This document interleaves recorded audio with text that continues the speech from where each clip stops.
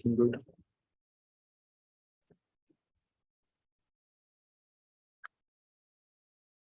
Assignment number 8.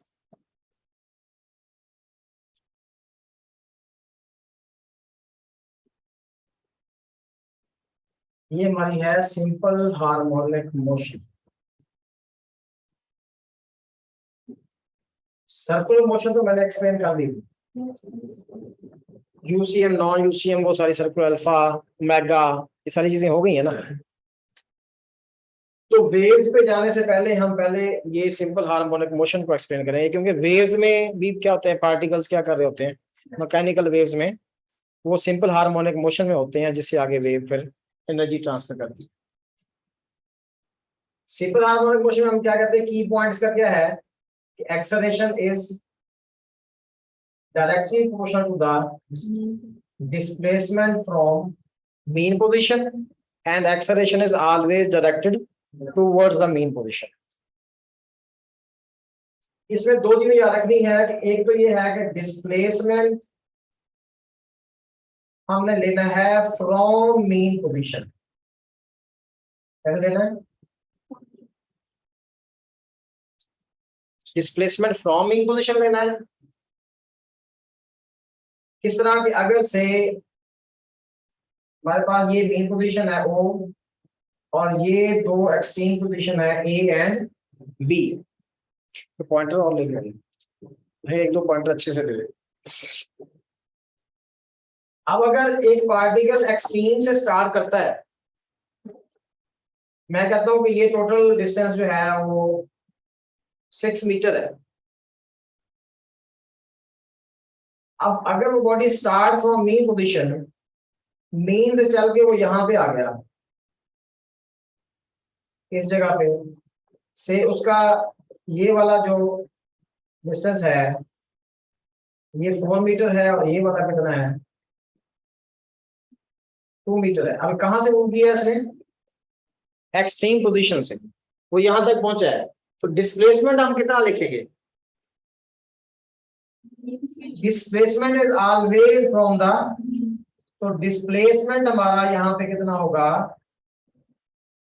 4 metre होगा, और distance कितना होगा,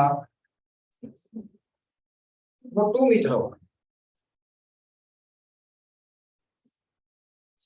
यानी बॉडी ने स्टार्ट कहां से किया, एक्सट्रीम पोजीशन से। अब एक्सट्रीम पोजीशन चल के यहां तक आया ना, फासला उसने कितना था, 2 मीटर। हमने एक्सट्रीम पे उसको छोड़ा और वो किसी टाइम के ऊपर यहां पे था, टोटल ये कितना है, 6 मीटर है। अब अगर वो ए से चल के ओ तक आ जाएगा, ए से कहां तक आ जाएगा, तो फिर उसका जो डिस्प्लेसमेंट है वो 0 हो जाएगा, और जो उसका डिस्टेंस है वो कितना हो जाएगा, वो 6 मीटर हो जाएगा। लेकिन हम क्या पढ़ लेते हैं डेफिनेशन में, हम क्या लेते हैं, ये acceleration is directly proportional to displacement from mean position. वो फ्रॉम का वर्ड क्या है, फ्रॉम क्या बता रहा है, फ्रॉम ये बता रहा है कि डिस्प्लेसमेंट का स्टार्टिंग पॉइंट कौन सा है, मीन पोजीशन से लेकर देखना हमने वो कहां पे है, मीन पोजीशन कितना दूर है। अब वो मीन पोजीशन पे 10 चक्कर लगा के मीन पोजीशन पे, उसका डिस्प्लेसमेंट 0 है। ये चाहे 20 चक्कर लगाए और दोबारा एक बार आ जाए तो हम कहेंगे डिस्प्लेसमेंट कितना है, 6 मीटर। ठीक है ना। अब उसने स्टार्ट ही मीन पोजीशन से किया है, तो उसका डिस्प्लेसमेंट यहाँ पे कितना होगा, 6 मीटर होगा, एक्स नॉट के बराबर होगा, एम्पलीट्यूड के बराबर होगा। जैसे जैसे एक्सट्रीम से मीन की करीब आ रहा है, इसका मतलब उसका डिस्प्लेसमेंट कम होता जा रहा है, डिस्टेंस बढ़ता जा रहा है। हाँ, अलबत्ता वो ऐसे चलते हुए कहां पहुंच गया, इस जगह पहुंच गया, से ये पॉइंट डी है, चला वो कहां से था, ए पॉइंट से कहां पहुंच गया, वो डी पर पहुंच गया। अब इस केस में उसका जो डिस्प्लेसमेंट है, मैं कहता हूं कि ये 4 मीटर है, और ये कितना है, अब डिस्प्लेसमेंट उसका क्या हो गया, -4 मीटर। डिस्प्लेसमेंट क्या हो गया, क्योंकि डिस्प्लेसमेंट, क्योंकि किधर अब लेफ्ट पे है, राइट वाला डिस्प्लेसमेंट पॉजिटिव होगा, लेफ्ट वाला क्या होगा, और अब उसका डिस्टेंस कितना हुआ, 6 + 4 10 मीटर हुआ। बात समझे, डी तक, ये बात हो रही है डी की। बी के आने तक। तो ये एक चीज तो आप ये गौर कर लें कि डिस्प्लेसमेंट फ्रॉम मीन पोजीशन का मतलब क्या है, कि displacement is always counted from the mean position. वो उससे राइट पे है, वो उससे लेफ्ट पे, आपने शुरू कहां से करना है उसको। अब मीन से अगर वो राइट पे है तो इसका मतलब पॉजिटिव, लेफ्ट पे है तो कन्वेंशनली क्या होगा, नेगेटिव, के नेगेटिव एक्स एक्सिस में है। कैसे? हाँ फिर तो हाँ वो तो पॉजिटिव ही लेंगे जरा। ये राइट एक्सट्रीम होगी, ये इसकी लेफ्ट एक्सट्रीम होगी। तो यहाँ ये पॉइंट लिखने का मेरा मकसद ये था, ये पहला पॉइंट, कि हमें पता चल जाए कि हमें डिस्प्लेसमेंट कैसे लेना है। ठीक है। दूसरा हम कहते हैं कि ठीक है, ये चीज तो समझ आती है कि एक्सेलरेशन डायरेक्टली प्रोपोर्शनल होता है डिस्प्लेसमेंट के। जहां एक्सेलरेशन डिस्प्लेसमेंट मैक्सिमम होगा वहां एक्सेलरेशन भी मैक्सिमम होगा। अब डिस्प्लेसमेंट कहां मैक्सिमम होगा? एक्सट्रीम पर। हालांकि एक्सट्रीम पर जाके बॉडी की वेलोसिटी क्या हो जाएगी, जीरो, लेकिन एक्सेलरेशन मैक्सिमम होगा। एक्सेलरेशन क्योंकि एक्सेलरेशन बेसिकली है चेंज इन द वेलोसिटी। इसका मतलब ये है कि वेलोसिटी में जो इजाफा या कमी हो रही है वो एक्सट्रीम पोजीशंस पर रैपिडली हो रही है, मेन पोजीशंस पर वो इजाफा या कमी वो स्लोली हो रही है। मेन पोजीशन में वेलोसिटी तो मैक्सिमम है, लेकिन चेंज इन वेलोसिटी क्या होगी, मिनिमम होगी। एक्सट्रीम पोजीशन पर वेलोसिटी जीरो है, लेकिन चेंज इन वेलोसिटी क्या होगी, मैक्सिमम। ये इसका मतलब है। इसमें ये एक डिफरेंट टाइप ऑफ मोशन है। ये क्या है, डिफरेंट टाइप ऑफ मोशन है। मतलब एक आम, जैसे हम एक बॉडी को ऊपर फेंकते हैं, हम कहते हैं ये कि वेलोसिटी जीरो होगी, लेकिन एक्सेलरेशन हम कहते हैं through out the motion constant है। वेलोसिटी कम होते होते जीरो हो गई या बढ़ते बढ़ते मैक्सिमम होगी तो हम कहते हैं एक्सेलरेशन तो कांस्टेंट है। तो एक्सेलरेशन वेलोसिटी पे डिपेंड नहीं कर रहा, ना ही डिस्टेंस पे क्या कर रहा है। हाँ, अगर हम कहते हैं कि वेरी लार्ज डिस्टेंस, हम कहते हैं फोर्स ग्रेविटी क्या हो जाती है, इनवर्स स्क्वायर लॉ को फॉलो करती है, वो एक अलग से टॉपिक है। लेकिन यहाँ पर क्या है कि यहाँ पे एक्स यहाँ मैक्सिमम होगा, ये भी हम देखेंगे। अभी आगे आगे टाइम के लिहाज से हम देखेंगे कि किस जगह पे चेंज कितना आ रहा है, वेलोसिटी कहाँ रैपिडली अपनी मैक्सिमम वैल्यू को अटेन कर रही है, कहाँ पे वो स्लोली अटेन कर रही है। तो वो वहां पता चलेगा कहाँ एक्सेलरेशन मैक्सिमम है, कहाँ पे मिनिमम है। एक चीज होगी। दूसरे नंबर पर क्या है, acceleration is towards mean position. Acceleration is towards mean position. यानी ये तो सिंपल सी बात है कि हमने एक्सेलरेशन की जो डायरेक्शन लेनी है वो टुवर्ड्स द मीन पोजीशन है। चाहे बॉडी वे जा रहा है, देखे ना, अब अगर से बॉडी इधर जा रहा है, वेलोसिटी उसकी इधर है, देखिए वेलोसिटी क्या हो रही होगी, डिक्रीज हो रही होगी। जब वेलोसिटी डिक्रीज हो रही होगी तो एक्सेलरेशन क्या होता है, उसके अपोजिट होता है। अगर बॉडी इधर आ रहा है तो वेलोसिटी क्या हो रही है, इंक्रीज हो रही है, तो फिर एक्सेलरेशन किधर है। अच्छा, इधर जा रहा है बॉडी तो वेलोसिटी क्या हो रही है, डिक्रीज, इसका मतलब एक्सेलरेशन किधर होगा। अब बड़ा वाला है स्ट्रेट लाइन मोशन में अगर वेलोसिटी क्या हो रही हो, डिक्रीज हो रही हो, तो एक्सेलरेशन उसके अपोजिट होता है। और अगर वेलोसिटी क्या हो रही हो, इंक्रीज हो रही हो, तो in the direction of velocity होता है। तो इस केस में अगर हम इधर से इधर आ रहा है वो, तो फिर वेलोसिटी क्या हो रही है, इंक्रीज, तो एक्सेलरेशन क्या है। अब चारों केसेस में एक्सेलरेशन किधर है, टुवर्ड्स मीन पोजीशन आ। और तीसरा पॉइंट जो है वो ये है मैथमेटिकली कि एक्सेलरेशन जो है वो डिस्प्लेसमेंट के डायरेक्टली प्रोपोर्शनल है। तो इस एक डेफिनेशन के अंदर तीन बातें हैं।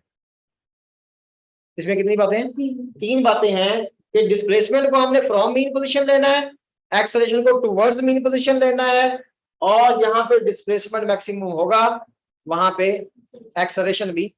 अब ये आपकी डेफिनेशन मुकम्मल तौर पे एक्सप्लेन हुई है कि कहते हैं किसको हम सिंपल हार्मोनिक मोशन। ठीक है।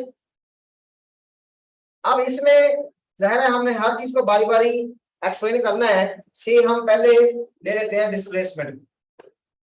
ये displacement of the body having SHM। अब डिस्प्लेसमेंट कैसे हम कैलकुलेट करते हैं, वो ऐसे ही है कि बॉडी को हम UCM से रिलेट करते हैं। UCM बॉडी एक दायरे में घूम रहा है, हम कहते हैं उसका जो प्रोजेक्शन है वो अलोंग द डायमीटर क्या कर रहा है, सिंपल हार्मोनिक मोशन कर रहा है, उससे रिलेट करते हैं। ओमेगा उसकी जो है एंगुलर फ्रीक्वेंसी होती है। तो अगर हम वैसे जो डिस्प्लेसमेंट है उसका फार्मूला ये है, ये निकलता है x naught sine omega t plus five, ये एक्चुअली इसका फार्मूला है। अब ये फार्मूला जो है, अगर बॉडी स्टार्ट करता है कहां से, मीन से, बॉडी कहां स्टार्ट करता है, स्टार्टिंग फ्रॉम, अगर वो मीन से स्टार्ट करता है तो उसका फाई क्या होगा, 0 होगा। इनिशियल फेज क्या होगा, अगर वो एक्सट्रीम से स्टार्ट करता है तो फाई कितना होगा, 90 होगा। तो मीन वाले केस में उसका डिस्प्लेसमेंट क्या होगा, x is equal to x naught sine omega t, और एक्सट्रीम वाले केस में क्या होगा, x is equal to x naught cos omega t. ठीक है, ये दो हमारे पास क्या आ गया उसके केस। मेन डिस्प्लेसमेंट हमारे पास यही है, x is equal to x naught sine omega t plus five. Five क्या उसका इनिशियल फेज है, इसको इनिशियल फेज भी कहते हैं, फेज कांस्टेंट भी कहते हैं, इसको इपोच भी कहते हैं। ओमेगा क्या है, एंगुलर फ्रीक्वेंसी है। ठीक है, तेज तो नहीं पढ़ा रहा, समझ आ रही, मैंने कहा आप परेशान हो रही है ना इसलिए मैं कह रहा। कहां से ये, अच्छा ये मैंने जस्ट बताया कि हमारे पास वैसे तो डिस्प्लेसमेंट की इक्वेशन ये है जनरल, लेकिन अगर बॉडी मीन पोजीशन से स्टार्ट करेगा, ये हम कहते हैं ना कि ये यूसीएम में है, और अगर वो यहाँ से स्टार्ट करता है और यहाँ तक आता है तो फिर तो उसका फाई वैसे होता यूं है कि ये आपका फाई होता है और ये आपका क्या है ओमेगा टी। अब अगर वो स्टार्ट यहाँ से करेगा फाई क्या हो जाएगा, 0। इसको 0 पुट करेंगे तो हमारे पास क्या आएगा, क्योंकि जब आपका पार्टिकल यहाँ पे होगा उसका प्रोजेक्शन कहाँ होगा, मेन पोजीशन पे होगा। जब पार्टिकल यहाँ चल के यहाँ पहुंच जाएगा तो प्रोजेक्शन भी चल के एक्सट्रीम पे चला जाएगा, ये पार्टिकल इधर आ जाएगा, ये दोबारा मीन पे आ जाएगा। ये पार्टिकल ऐसे दायरे में घूम रहा है और इसका प्रोजेक्शन अलोंग द डायमीटर क्या कर रहा है, सिंपल हार्मोनिक मोशन परफॉर्म कर रहा है। अब अगर तो फाई 0 है तो स्टार्टिंग फ्रॉम मीन, और अगर वो कहां से स्टार्ट कर रहा है, यहां से उसने स्टार्ट किया, ये आपके पास क्या है ओमेगा टी है, तो फिर फाई आपका ये हो जाएगा, तो स्टार्ट यहां से लिया। एक्सक्यूज मी सर, जी जी, ये आज क्लियर नहीं नजर आ रहा, ये अच्छा लैपटॉप को जरा एडजस्ट कर दें। नहीं नजर, ये लाइट पड़ने की वजह है या कोई और वजह है, लाइट की वजह से भी है, वो जो ऊपर लाइट है, ये सर्कल के ऊपर जो बनी हुई है। हाँ हाँ ये तो है, लाइट बंद करेंगे फिर वैसे, ये लाइट वाली ये पड़ रही है ना यहाँ, इसका बटन कौन सा है,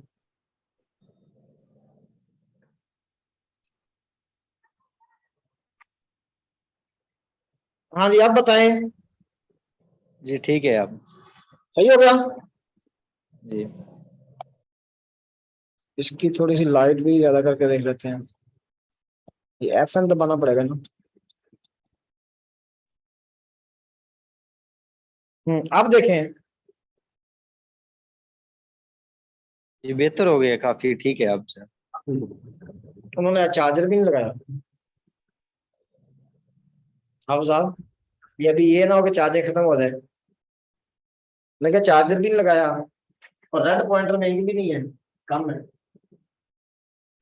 तो अगर वो देखिए पार्टिकल आपने स्टार्टिंग पॉइंट यहाँ से, बॉडी तो क्या कर रहा है, वो तो दायरे में घूम रहा है, हमने टाइम यहाँ से स्टार्ट किया उसका, जब हमने टाइम यहाँ से स्टार्ट किया है तो फिर हमारा फाइव क्या हो जाएगा, 490 हो जाएगा। ठीक है, तो जब 590 हो जाएगा तो साइन ओमेगा टी प्लस 90 क्या होता है, कॉस ओमेगा टी। ठीक है ना जी, कॉस में आ जाएगा। तो ये स्टार्ट हो रहा है, हाँ यानी हम जो टाइम स्टार्ट कर रहे हैं, हम टाइम कहाँ से स्टार्ट कर रहे हैं, अगर मीन से स्टार्ट करेंगे तो ये क्वेश्चन लगाएंगे, एक्सट्रीम से स्टार्ट करेंगे तो ये क्वेश्चन, इन जनरल हम ये लगाएंगे। ठीक है,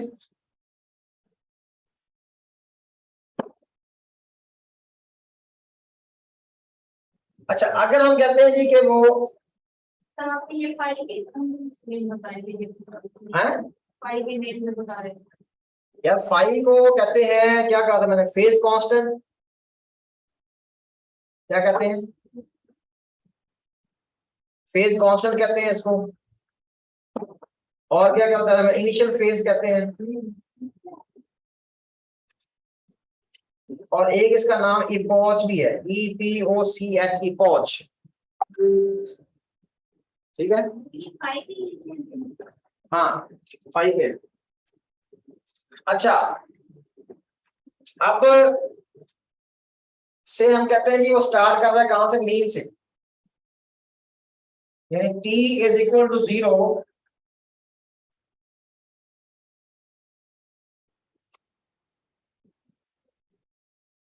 at mean position, t is equal to 0 at mean position।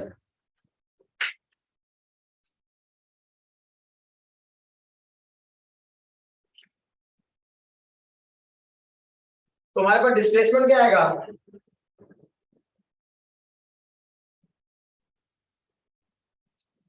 Displacement क्या आ गया, x is equal to sine omega t, या आप इसको ऐसे भी लिख सकते हैं, x is equal to x naught sine 2 pi by t into t, ऐसे लिख सकते हैं ना, या 2 पाई एफ टी भी लिख सकते हैं।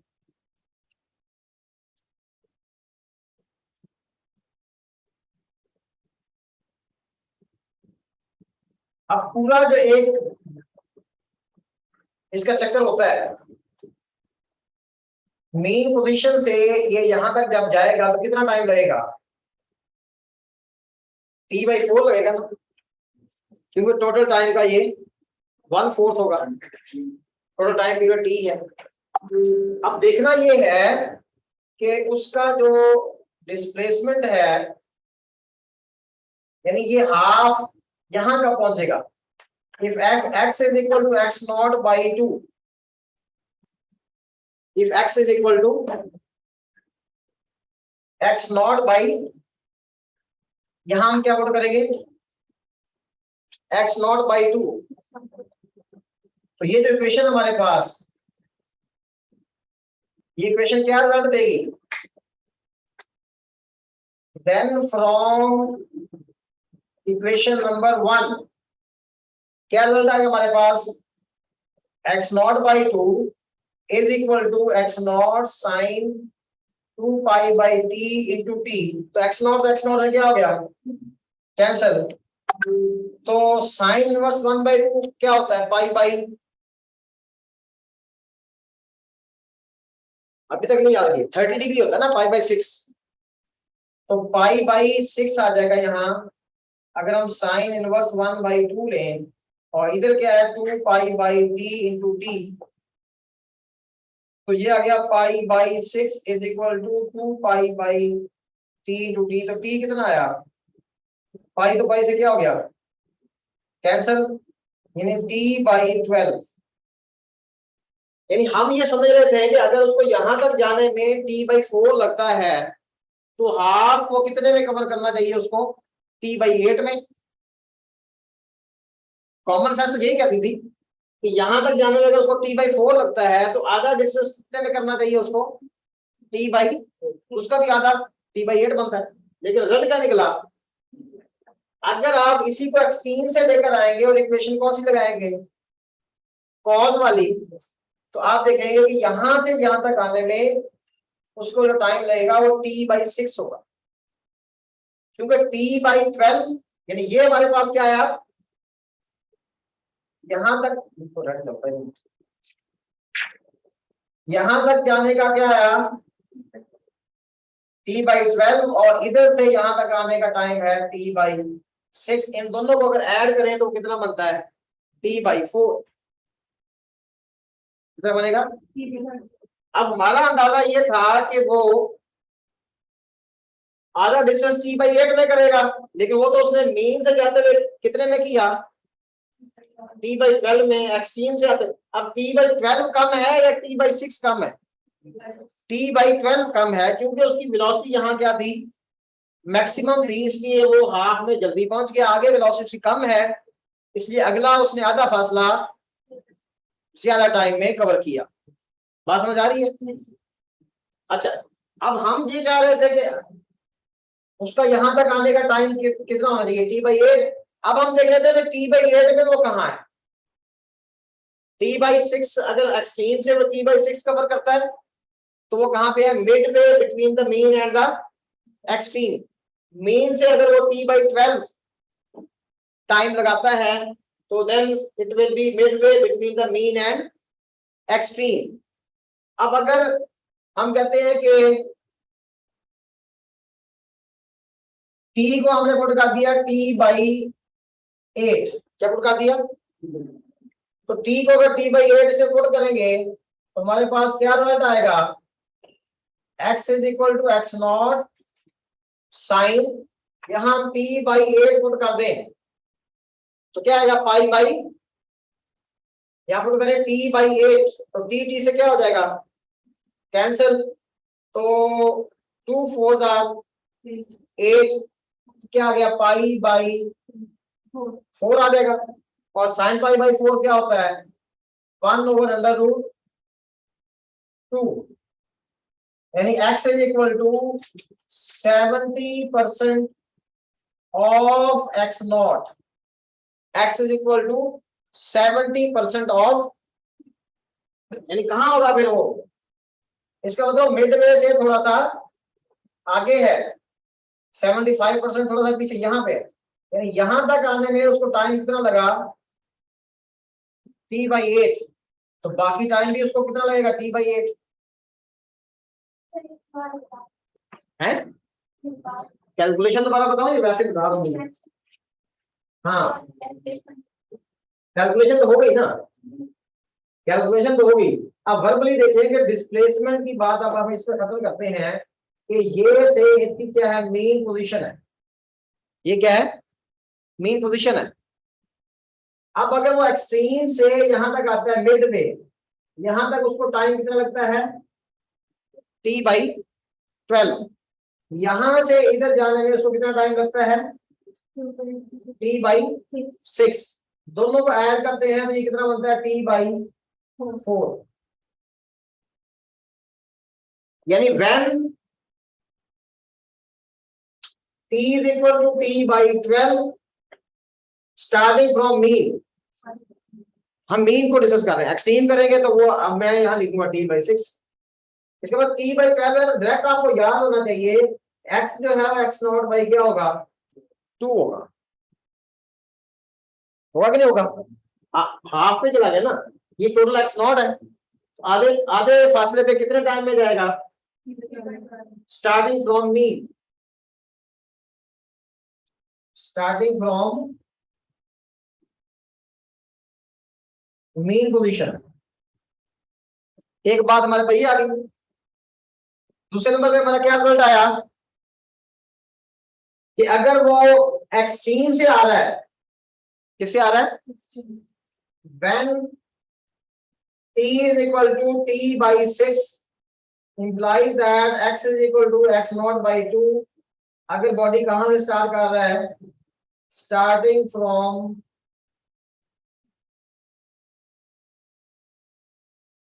एक्सट्रीम,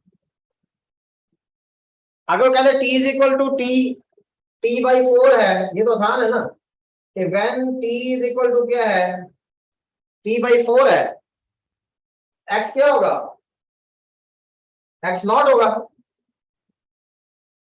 अगर वो कहां से आ रहा है, मीन से, और अगर वो आ रहा है एक्सट्रीम से तो 0 हो जाएगा। अगर यहां से यहां तक t/4 में यहां पहुंच जाएगा तो x 0 हो जाएगा, डिस्प्लेसमेंट 0 हो जाएगा, मीन पोजीशन पे आकर डिस्प्लेसमेंट 0 हो जाएगा। यही बात तो पहले मैंने बताई कि हमने डिस्प्लेसमेंट कहां स्टार्ट करना है, ये है starting from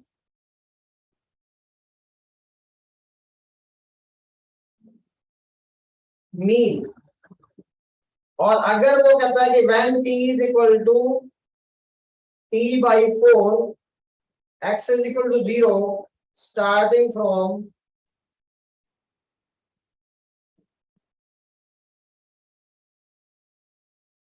extreme, starting from extreme, ठीक है, समझ आ गई यहां तक? अच्छा, अब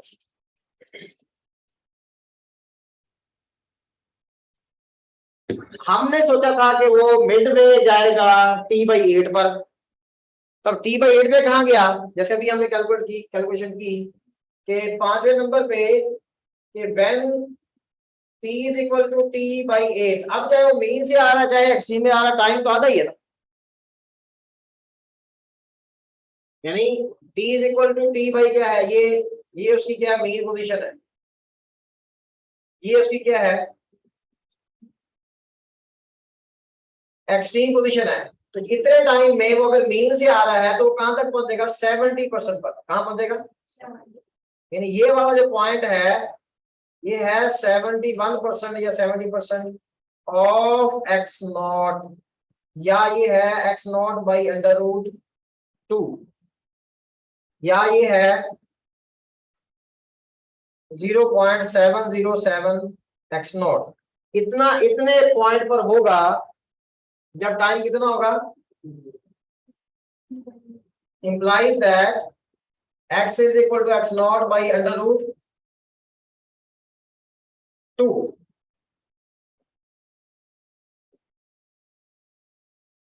starting from mean or extreme। Extreme से भी करेगा तो यहां तक पहुंचेगा, मीन से भी करेगा तो, यानी ये टाइम भी t/8 है और ये टाइम भी,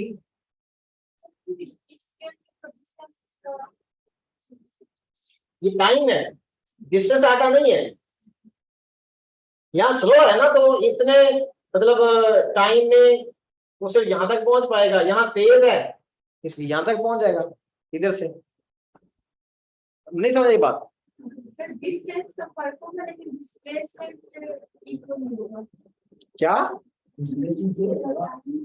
फिर डिस्प्लेसमेंट हाँ, ये हम डिस्प्लेसमेंट की बात कर रहे हैं, हम डिस्प्लेसमेंट की बात कर रहे हैं कि जब वो यहां से हम डिस्प्लेसमेंट की एक्स, हमने डिस्प्लेसमेंट की इक्वेशन लिखी, डिस्टेंस तो वो ज़ाहिर है जितना हमने, अब वो यहां पहुंचा है तो ज़ाहिर है उसका डिस्टेंस कम है, डिस्प्लेसमेंट ज्यादा है जब यहां पहुंचा, लेकिन यहां पहुंचने पे डिस्प्लेसमेंट उसका उतना ही है, वो तो ये रहेगा चाहे वो इधर से आ रहा है, इधर से आके यहां पहुंचा हो या इधर से आके यहां पहुंचा हो, डिस्प्लेसमेंट हमने कहां से लेना है? Mean position. ये तो बात हमने पहले क्लियर की है। यहां से यहां तक आया है, उसका डिस्टेंस क्या है? वो 30% एक्स नॉट है। डिस्प्लेसमेंट कितना है? 70% एक्स नॉट है। यहां से इधर आया है, डिस्प्लेसमेंट भी 70% एक्स नॉट है, डिस्टेंस भी 70% एक्स नॉट, चेंज डिस्टेंस हो रहा है, डिस्प्लेसमेंट नहीं हो रहा। ये बात आपकी बिल्कुल ठीक है,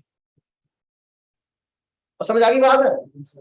अब आगे चले, डिस्प्लेसमेंट कुछ समझ आ गया है, अब हम किस पे आते हैं? वेलोसिटी पे।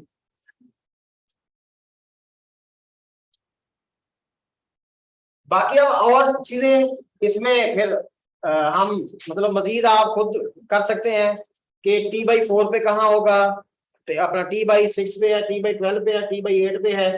बाकी इसमें आप t/5 या t/9 या t/10 वो आप खुद कर सकते हैं। ये तो मेन जो हमारे पास वैल्यूज हैं।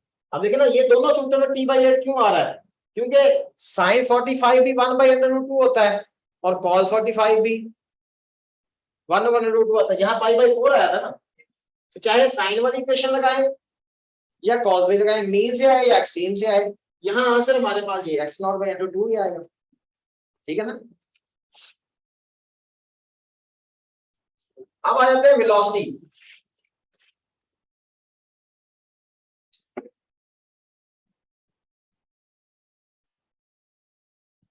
अब वेलोसिटी क्या होती है? दैट है dx/dt।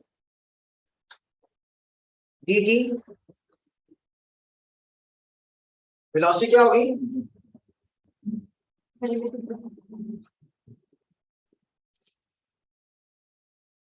तो वेलोसिटी का क्या फॉर्मूला आएगा हमारे पास कि साइन की जगह क्या आ जाएगा? कॉस, और ओमेगा टी का डेरिवेटिव बाहर ओमेगा आ जाएगा, ओमेगा टी प्लस फाइव। ये मतलब वेलोसिटी आ गई, v is equal to omega x naught cos omega t plus five. और ओमेगा एक्स नॉट जो है ये हमारे पास क्या है, मैक्सिमम वेलोसिटी है। v इज इक्वल टू अगर क्या है तो इसको हम क्या कहेंगे कि मैक्सिमम वेलोसिटी ये कहां पे होगी, मेन पोजीशन पर। कहां पे, एट द मेन पोजीशन। देखिए ना, अगर हमसे हम कहते हैं मेन पोजीशन स्टार्ट करता है टाइम मतलब 0 है, तो हमारे पास वहां वेलोसिटी क्या आएगी, मैक्सिमम आएगी, क्योंकि cos 0 क्या होता है, 1 होता है। तो ये मैक्सिमम वेलोसिटी कहलाती है। इसलिए हमारे पास इक्वेशन क्या बन जाएगी, फिर उसी तरह की इक्वेशन बन जाएगी, v is equal to v naught cos omega t plus 5। अब ये भी अगर हम कहां से ले रहे हैं, t इज इक्वल टू 0 अगर हम ले रहे हैं कहां पे, मेन पोजीशन पर, तो फिर फाई क्या हो जाएगा, 0। फाई 0 का cos ओमेगा t। अब वहां जहां साइन था इसमें क्या आएगा, cos, और वहां पे जिस जगह cos था इसमें क्या आएगा, साइन। लेकिन थोड़ा सा ये हो जाएगा कि omega t plus 90 second quadrant में साइन नेगेटिव होता है, माइनस आ जाएगा। यानी अगर हम फाई को क्या पुट करते हैं 0, तो v आ जाएगा v naught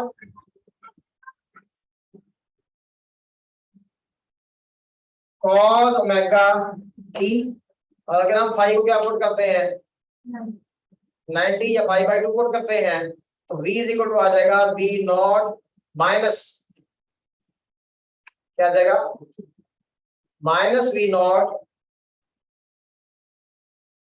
sine omega T, क्योंकि साइन थीटा प्लस 90 अपना cos थीटा प्लस 90 क्या आएगा, माइनस साइन थीटा आ जाएगा।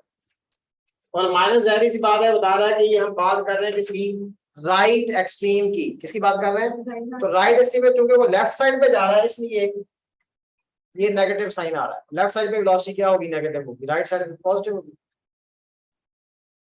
अब इसमें भी अगर आप देखें ना, अब मैं डायरेक्ट रिजल्ट लिख रहा हूं, अब इसमें क्या है, कॉज है। इसको आप अगर मीन वाला ही पोर्शन लेते हैं कि मीन पर है बॉडी, अब जब t इज इक्वल टू 0 है, तो हमारे पास फार्मूला ये बन गया v is equal to v naught cos 2 pi by t into t। ठीक है, तो इसमें देखिए जब t हमारे पास क्या होगा, अब यहां आगे पता चलेगा कि y acceleration is directly proportional to displacement और नॉट, मतलब क्यों वो है और क्या उसके इफेक्ट्स हैं। मीन पोजीशन पर अब हमने लिखा कि अगर टाइम तो वहां तक लगता है t/4, टोटल टाइम कितना है। अब अगर मैं कहता हूं कि t/8 टाइम लगा, कितना लगा, तो मैं अगर t/8 यहां पुट करूंगा तो t से कैंसिल हो गया, पाई/, तो v इज इक्वल टू क्या आया, v नॉट बाई √2। ये वेलोसिटी कितनी हो गई, 70% हो गई, किसका, v नॉट। टाइम कितने है, और t/8 पे x कितना था,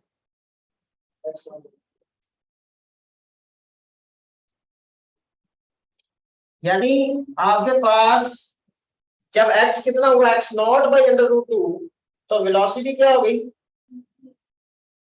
अब देखना ये हमने कि जब डिस्प्लेसमेंट हाफ हुआ, जब डिस्प्लेसमेंट क्या हुआ, हाफ हुआ, तो तब हमारे पास क्या सूरत हाल थी कि when x is equal to x naught by 2, when x is equal to x naught by 2, तो टाइम कितना था, p/12। मीन से स्टार्ट कर रहे हैं ना, टाइम कितना था, t बाई, यानी बॉडी यहां पे है, अगर इस जगह पर है तो यहां उसकी वेलोसिटी कितनी है, यहां पे तो उसकी v नॉट है, यहाँ पे कितनी है, यहाँ पे क्या है, 0 है।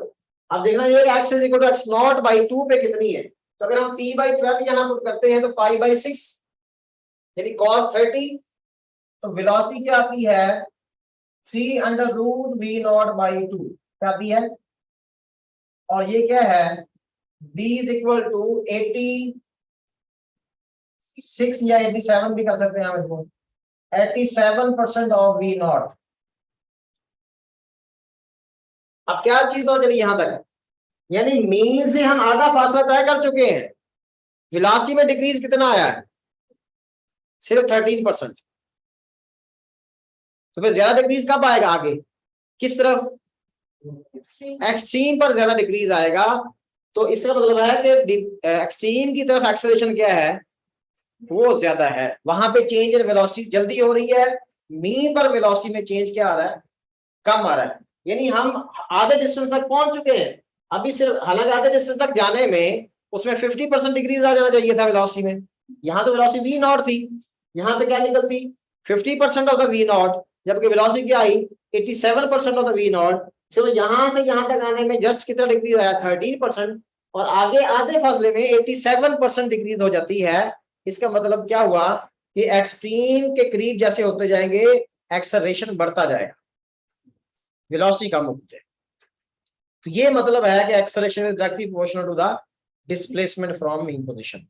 कि जितना आप डिस्प्लेसमेंट मीन पोजीशन से ज्यादा होता जाएगा, मीन पोजीशन से आप दूर होते जाएंगे, उतना एक्सेलरेशन आपका बढ़ता जाएगा और वो इसको क्या कर देगा? काबू कर लेगा, मतलब रोक लेगा। कांस्टेंट एक्सेलरेशन नहीं है यहाँ, बल्कि एक्सेलरेशन भी पॉइंट टू पॉइंट क्या हो रहा है? चेंज हो रहा है। जैसे हम एक्सट्रीम में करीब होते जाते हैं, एक्सेलरेशन की वैल्यू क्या होती जा रही है? इंक्रीज होती जा रही है। ठीक हो गया? तो अब देखिए हमारे पास दोनों चीजें आ गई कि अगर तो टाइम है, अगर एक्स हमारा अपना कितना है? 70% ऑफ एक्स नॉट है, ठीक है? तो उस वक्त वेलोसिटी कितनी है? वो भी 70% ऑफ एक्स नॉट, अपना वी नॉट है। यानी 70% पे जाके जब एक्स 70% पे भी जाके क्या होता है? यानी यहां पर जाकर भी क्या होगा? अभी भी 70% वो मौजूद है वेलोसिटी। अभी भी यहां से यहां तक जाने में जस्ट कितना डिक्रीज आया है? 30% का या 29% का। तो अब जस्ट बाकी थोड़े से फासले के ऊपर बाकी 70% वो लूज हो जाती है। इस जगह के ऊपर x इज इक्वल टू, जब x नॉट हो जाएगा, जब x को हम क्या पुट करते हैं तो v क्या हो जाता है? 0, यानी 0%। तो 100% वहां जाके क्या हो जाती है? लूज हो जाती है। मतलब वेलोसिटी में चेंज वहां क्या आ रहा है? मैक्सिमम आ रहा है। कहां पे? Extreme position. तो ये तो वेलोसिटी का केस हो गया, ठीक है? और एक्सेलरेशन में क्या होगा? एक्सेलरेशन तो डायरेक्ट रिलेशन है, लेकिन विद नेगेटिव साइन, ठीक है? इसलिए बाकी वैल्यूज तो आप देख लेंगे ना खुद ही। अगर आपको वो कहता है जी बॉडी एक्सट्रीम से स्टार्ट कर रहा है, मीन से स्टार्ट कर रहा है, अब ये मैंने एक चीज ज्यादा एक्सप्लेन कर दी है। अब सारी चीजें अगर हम एक्सप्लेन कर दें तो बहुत टाइम लगेगा। इसमें आपने ये देखना कि अगर कॉज है तो अगर वो एक्सट्रीम से कहता है तो फिर आप माइनस यहाँ पे साइन लिख लेंगे, और उसी तरह आपने ओमेगा की जगह 2π/t है, टी यहाँ पुट करते जाए, ठीक है ना? हाँ, आप ये भी कर सकते हैं कि वेलोसिटी आपके पास इस सेंस में भी है, पढ़ा हुआ ये formula, omega x naught 1 minus x square over x naught square, या v is equal to v naught 1 minus x square over. आप अगर डिस्प्लेसमेंट वेलोसिटी का वो डिस्प्लेसमेंट देके वेलोसिटी पूछता है तो फिर आप ये वाली इक्वेशन यूज करना। अगर टाइम देकर वेलोसिटी पूछता है तो फिर आप ये वाली इक्वेशन यूज करना। समझ रही है बात? मैंने कहा अगर देखिए ना, ये रिलेशन किस किस के दरमियान है? वेलोसिटी और, यानी कि ये हमने लिखी हुई है v is equal to v of x। जब डिस्प्लेसमेंट दिया हो, वेलोसिटी निकालनी हो, जब वेलोसिटी हुई और डिस्प्लेसमेंट निकालना, तो आपने ये इक्वेशन यूज करनी। और अगर टाइम दिया हुआ है v is equal to v of t, तो वो हमारे पास क्या है? v is equal to v naught cos 2π/t into t। ये इक्वेशन आपने यूज करनी है अगर आपको टाइम दिया हुआ और आपने उसके लिहाज से क्या निकालनी है? वेलोसिटी फाइंड आउट करनी। देखिए ना, यहाँ पे आप अगर आप देखें कि x को आप पुट करते जाए x नॉट बाई, अगर 2 करते हैं तो यहाँ क्या आ जाएगा? x naught square by 4, x naught square cancel हो जाएगा। 1/1 माइनस 4 क्या आ जाएगा? 3/4, तो वो 3√2 v नॉट आ जाएगा। ये मैंने तो डायरेक्ट वो t x से t लिखा और t यहाँ पुट करके फिर मैंने v लिखा दी। तो आप डायरेक्ट भी ये कर सकते हैं, अगर x दिया हुआ है तो x से आप डायरेक्ट ये वाली वेलोसिटी फाइंड आउट कर सकते हैं। यानी अगर आपके पास वो कहता है जी x is equal to x, उसने दे दिया x नॉट बाई, चले 4 कर ले या 2 अंडर रूट कर ले। अगर x is equal to x naught by under 2 है तो फिर आप ये यहाँ पुट करेंगे, यहाँ पुट करेंगे तो हमारे पास क्या आ जाएगा, यहाँ पे अंडर रूट 2 का स्क्वायर 2 आ जाएगा। x की जगह क्या पुट करना हमने, x naught by 2 under root, तो यहाँ 1 बाई 2 आ जाएगा, 1 माइनस 1 बाई 2, 1 बाई 2 और 1 बाई 2 का अंडर रूट, यानी v is equal to simple हमारे पास v ओवर अंडर रूट 2 आ जाएगा। तो x और वेलोसिटी का ये रिलेशन हो गया। दूसरा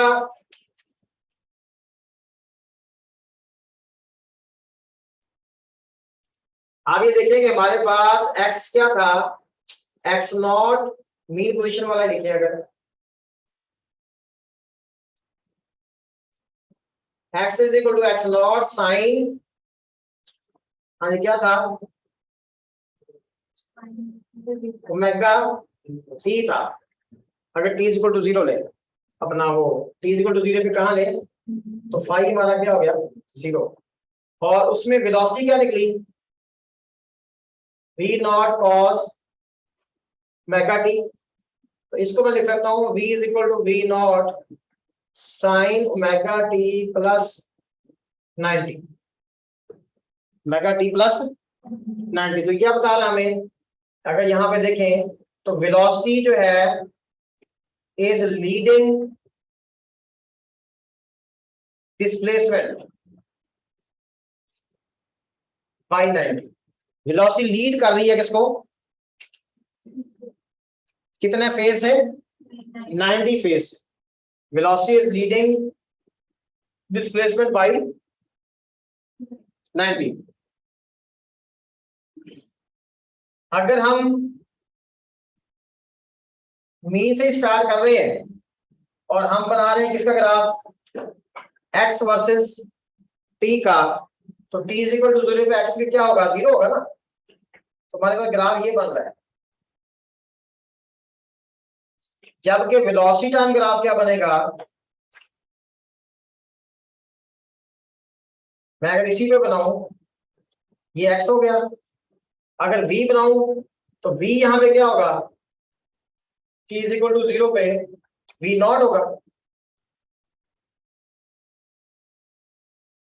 यहां पर क्या होगा,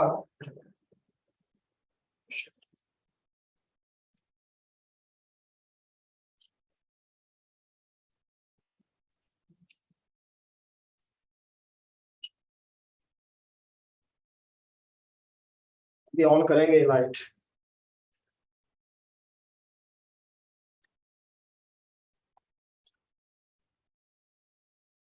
तो इसमें ये बता रहा था मैं कि ये अगर डिस्प्लेसमेंट है और ये क्या है,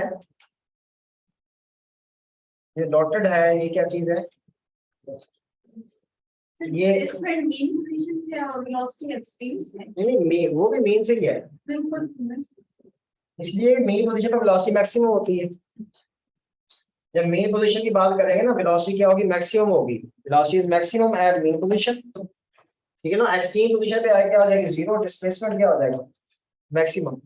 ये तो बात है कि वो वेलोसिटी पहले मैक्सिमम में पहुंचेगी और डिस्प्लेसमेंट 90 डिग्री बाद में मैक्सिमम वैल्यू पे पहुंचेगा। तो ये मतलब है कि v is leading x by 90। तो ये मतलब अगर आप यही ग्राफ बनाएंगे, ये मीन के लिए है, इसके लिए बनाया हमने। अगर एक्सट्रीम के लिए बनाएंगे फिर जाहिर बात है कि आपका x यहाँ आ जाएगा, फिर यहाँ से ये इतना ग्राफ होगा। अगर आप स्टार्ट कहाँ से करते हैं, शेप उसकी यही रहेगी। अगर एक्सट्रीम से स्टार्ट करेंगे तो फिर x यहाँ से स्टार्ट होगा और वेलोसिटी ये ऐसे नीचे आएगी, ठीक है ना।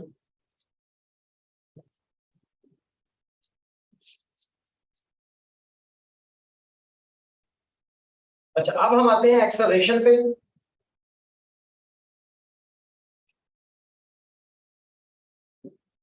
तो एक्सेलरेशन हमारे पास क्या होता है, अगर हम उसका फिर क्या लें, डेरिवेटिव लें, वेलोसिटी हमारे पास dv बाई dt हो जाएगा, और वेलोसिटी क्या थी, d बाई dt, ये क्या थी, v naught cos omega t plus 5, ऐसे था ना। तो अगर हम इसका डेरिवेटिव लेंगे तो ये क्या आ जाएगा, omega B naught minus omega B naught sine omega t plus 5। Omega into V naught जो है ये क्या है, मैक्सिमम एक्सेलरेशन है। तो ये क्या आ गया, minus A not sine omega t plus 5। ये हमारे पास क्या आ गया, एक्सेलरेशन आ गया। अब ये देखें कि जैसे उसके अंदर हमारे पास साइन था, यहाँ भी क्या है, साइन है डिस्प्लेसमेंट में। तो हम इसको ऐसे भी ले सकते हैं कि डिस्प्लेसमेंट चूंकि ये था x is equal to x naught sine omega t plus 5। तो साइन ओमेगा टी प्लस 5 की जगह हम क्या लिख सकते हैं, x ओवर एक्स नॉट भी पुट कर सकते हैं यहाँ पे। अगर इसको पुट करें तो a इज इक्वल क्या आता है, minus A not into x over x not. तो ए नॉट क्या चीज है, ए नॉट है ओमेगा वी नॉट, और वी नॉट क्या था, ओमेगा एक्स नॉट। तो इसलिए हम इसको ए नॉट को ये भी लिख सकते हैं कि omega square x not into x over x naught. X not से क्या हो गया, कैंसिल। तो मेरे पास हमारे पास क्या आ गया, ये ओमेगा स्क्वायर एक्स। अगर वेक्टर फॉर्म में लिखे इसको तो ये हमें क्या बता रहा है कि acceleration is directly proportional to displacement from the mean position. अब ये तो है डिस्प्लेसमेंट के साथ इसका रिलेशन आया, और ये इसकी इक्वेशन आ गई, क्या पुट किया है यहाँ पे, ये पुट किया साइन ओमेगा टी प्लस 5 की जगह x over x not put किया। है। ठीक है सर, नीचे माइनस के ये क्या ये था ना ए नॉट। ए नॉट जो है ये बेसिकली क्या है, ओमेगा वी नॉट, और इसका ओमेगा और वी नॉट क्या है, ए नॉट जो है वो ओमेगा स्क्वायर एक्स नॉट भी हम लिख सकते हैं। ए नॉट की जगह पे हम क्या लिख सकते हैं, ओमेगा स्क्वायर एक्स नॉट। तो एक्स नॉट से क्या हो जाएगा, कैंसिल।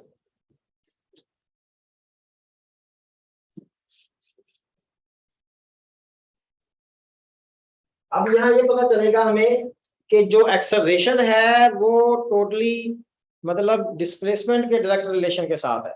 जहां पर डिस्प्लेसमेंट जिस हिसाब से चेंज हो रहा होगा ना, उसी हिसाब से एक्सेलरेशन चेंज हो रहा होगा, लेकिन विद नेगेटिव साइन, क्योंकि वो दोनों क्या है, एक फ्रॉम द मेन पोजीशन है तो दूसरा टूवर्ड्स द मेन पोजीशन। यानी आपने पुट किया था ना कि t is equal to t/12, तो x क्या आया था, है x naught by x naught by 2 आया था। अब इस पे a भी क्या आएगा, a नॉट बाई 2 ही आएगा, लेकिन विद नेगेटिव साइन। तो अब ये सारी वही प्रॉपर्टीज होंगी जो x वाली हैं, ठीक है ना। t is equal to t/8 होगा, इंप्लाइज दैट x क्या था अपना, t/8। हाँ, x था x naught by under root 2, implies that a भी क्या होगा, minus a naught by under root 2 होगा। चाहे आप पुट करके देख लें, मतलब इसमें अगर आप इसको 5 को क्या ले लें 0, तो ये वही इक्वेशन आ जाएगी ना हमारे पास कि मीन के लिए, अगर मीन एट मीन पे है वो t इज इक्वल टू 0 पे, तो हमारे पास एक्सेलरेशन की इक्वेशन ये बनेगी, minus a nought sine omega T into pi by t into T. इसके लिहाज से मैं कह रहा हूं कि आप ये वैल्यूज अगर, यानी एक्सेलरेशन का और डिस्प्लेसमेंट का डायरेक्ट रिलेशन है कि सिंपल अगर आपको एक्सेलरेशन डिस्प्लेसमेंट की वैल्यूज का पता है कि किस टाइम पे वो कितना है, तो आप फौरी तौर पे एक्सेलरेशन की वैल्यूज भी बता सकते हैं, क्योंकि इनका आपस में डायरेक्ट रिलेशन है। और इक्वेशन हमें ये भी बताएगी, इसमें चूंकि साइन आ गया, दोबारा इसके साथ क्या आ गया, माइनस आ गया, यानी ए तो था हमारे पास एक्स जो था वो था x naught sine omega T, अगर मीन वाला है तो ए जो है वो क्या है, वो माइनस साइन ओमेगा टी है ऐसे है ना। तो अगर हम इसको कॉज उसमें साइन में लिखें तो हम इसको ऐसे लिखेंगे a is equal to a nought sine omega t plus pi pi या 180। तो साइन प्लस पाई करेंगे तो यानी साइन साइन में चेंज हो जाएगा, और जब पाई प्लस साइन करेंगे तो A S T third quadrant आ जाएगा, और थर्ड में साइन क्या होता है, नेगेटिव होता है, नेगेटिव नेगेटिव प्लस हो जाएगा। ये sine theta plus 180 is equal to minus sine theta. मैं कहना ये चाह रहा हूं क्या होता है, ये हमने मैथ में पढ़ा हुआ ना कि वो n पाई बाई 2 वाला एक अगर उससे मैंने बनाया, यानी कि यहां से क्या बना कि साइन थीटा प्लस पाई क्या होता है minus sine theta. Minus sine theta को मैंने ऐसे लिख दिया। अब ये मैं क्या बता रहा है, अगर इन दोनों को हम कंपेयर करें कितना फेज डिफरेंस आ रहा है पाई का, यानी एक्सेलरेशन जो है डिस्प्लेसमेंट को पाई से लीड कर रहा है, तो एक्सेलरेशन जो है वेलोसिटी को पाई बाई 2 से लीड करेगा। ठीक है ना, जैसे हमने यहां लिखा था कि velocity is leading, so acceleration is leading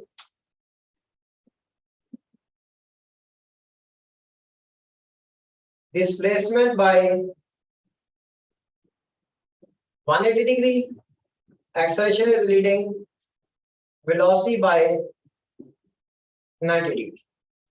ठीक है, अगर आप जो है वो ग्राफ बनाते हैं इसका, तीनों ग्राफ बनाने तो हो जाएंगे, मिक्सचर बन जाएगा, जहाँ पे कलर हमारे पास और होता है ये, चलो चल जाएगा। इससे हम डिस्प्लेसमेंट को अपना रेफरेंस लेते हैं, तो डिस्प्लेसमेंट अगर ये होगा, ठीक है, ये अगर क्या है डिस्प्लेसमेंट है, ये एक्स है, तो वेलोसिटी मैंने क्या बताई कि वेलोसिटी को क्या कर रही है, लीड कर रही है बाई पाई बाई 2।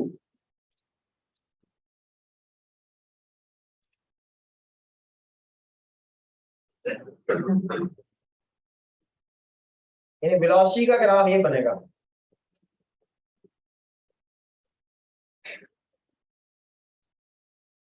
ठीक है, ये क्या है, ये वेलोसिटी है, और एक्सेलरेशन का ग्राफ ये बनेगा।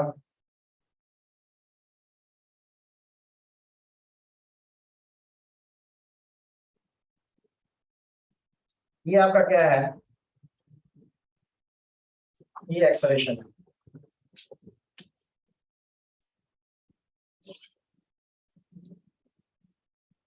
ठीक है,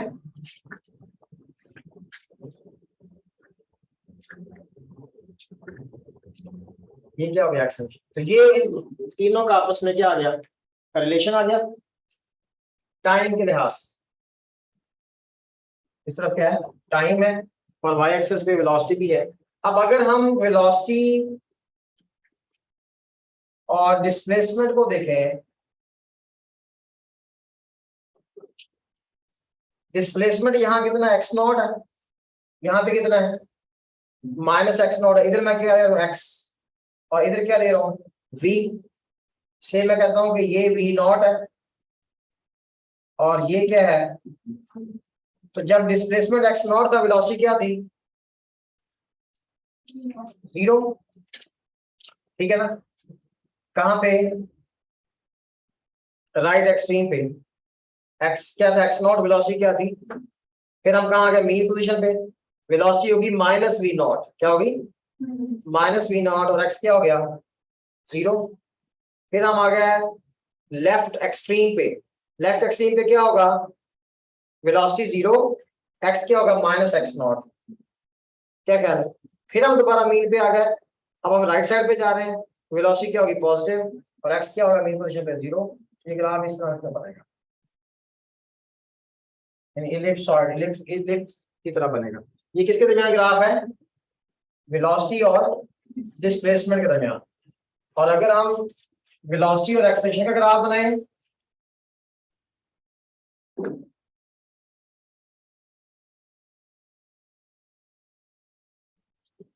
इस तरफ हम ले लेते हैं, तो इस तरफ मैंने एक्सेलरेशन ले लिया और इस तरफ क्या ले लिया, वेलोसिटी। अब राइट एक्सट्रीम पे क्या होगा, वेलोसिटी 0, ठीक है ना, वेलोसिटी तो 0 आ गई, और वहां पे एक्सेलरेशन क्या होगा, कौन सा, माइनस ए नॉट होगा, क्योंकि वहां x प्लस एक्स नॉट है राइट एक्सट्रीम पे, तो आपका एक्सेलरेशन क्या होगा, माइनस ए नॉट होगा। यानी जब वेलोसिटी 0 थी तो ये क्या था, माइनस ए नॉट, यहाँ पॉइंट आ गया। अब राइट एक्सट्रीम से आप कहाँ आ गए, मीन पर, मीन पर आकर वेलोसिटी क्या होगी, मैक्सिमम, नेगेटिव वी नॉट होगी, क्या होगी, माइनस वी नॉट होगी, और वहां पर आकर एक्सेलरेशन क्या हो गया, 0। तो ये भी उसी तरह का एक ग्राफ बनेगा, फिर इसी तरह यहाँ आ जाएगा, इसी तरह यहाँ आ जाएगा, तो ये ग्राफ आपका इस तरह बनेगा, ठीक है। ये किस किस के दरमियान है, वेलोसिटी और, हाँ, और अगर हम डिस्प्लेसमेंट और किसी तरह बनाए, इधर हम क्या ले रहे हैं, एक्सेलरेशन, इधर क्या ले रहे हैं, डिस्प्लेसमेंट। राइट एक्सट्रीम पे क्या होगा, डिस्प्लेसमेंट एक्स नॉट और वेलोसिटी अपना एक्सेलरेशन माइनस ए नॉट। एक चीज प्लस है, दूसरी चीज क्या है, ये मैं कह देता हूँ एक्स नॉट है, ये से मैं कह देता हूँ माइनस अपना ए नॉट है, ये माइनस ए नॉट है, और ये माइनस एक्स नॉट है। तो प्लस एक्स नॉट पे आपका ये वाला पॉइंट क्या है, माइनस ए नॉट। अच्छा, जब 0 होते दोनों 0 हो जाते हैं, मेन पोजीशन पे दोनों क्या हो जाते हैं, और लेफ्ट एक्सट्रीम पे क्या होगा कि आपका ए पॉजिटिव ए नॉट होगा और एक्स जो है वो माइनस एक्स नॉट होगा। तो ये ग्राफ बनेगा किसके दरमियान, एक्सेलरेशन वर्सेस डिस्प्लेसमेंट। समझ बात, क्लियर है।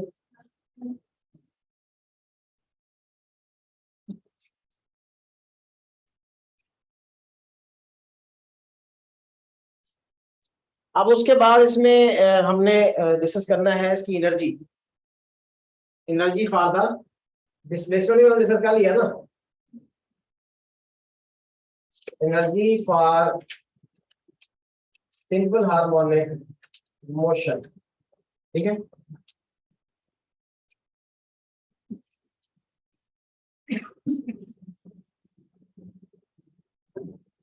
एनर्जी में देखिए हमारे पास एक तो काइनेटिक एनर्जी है, वो क्या होगी, 1/2 mv स्क्वायर।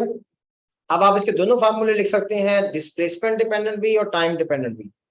अगर आप लिखना चाहते हैं डिस्प्लेसमेंट डिपेंडेंट, तो आप ये वाला फार्मूला पुट कर दें कि v इक्वल टू क्या था, ओमेगा इनटू क्या था, x naught square minus x square. अगर ये वाला फार्मूला यहाँ पुट करेंगे तो काइनेटिक एनर्जी हमारे पास क्या आएगी,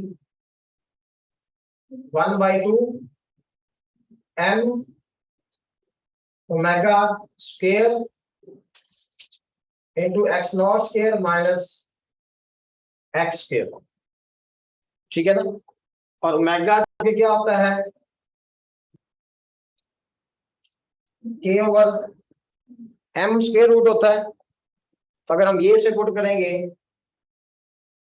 k ओवर m आ जाएगा, यहाँ पे m से क्या हो जाएगा, तो जाएगी half k into x naught square minus. तो ये काइनेटिक एनर्जी का फार्मूला है डिस्प्लेसमेंट डिपेंडेंट। क्या आ गया, काइनेटिक एनर्जी किसके लिहाज से, किस पे डिपेंड कर रही है यहाँ। अगर आप टाइम डिपेंडेंट लिखना चाहते हैं तो आपने वेलोसिटी का जो फार्मूला जो एक्स वाला पुट किया है, इसकी बजाय आप टाइम वाला पुट कर दें।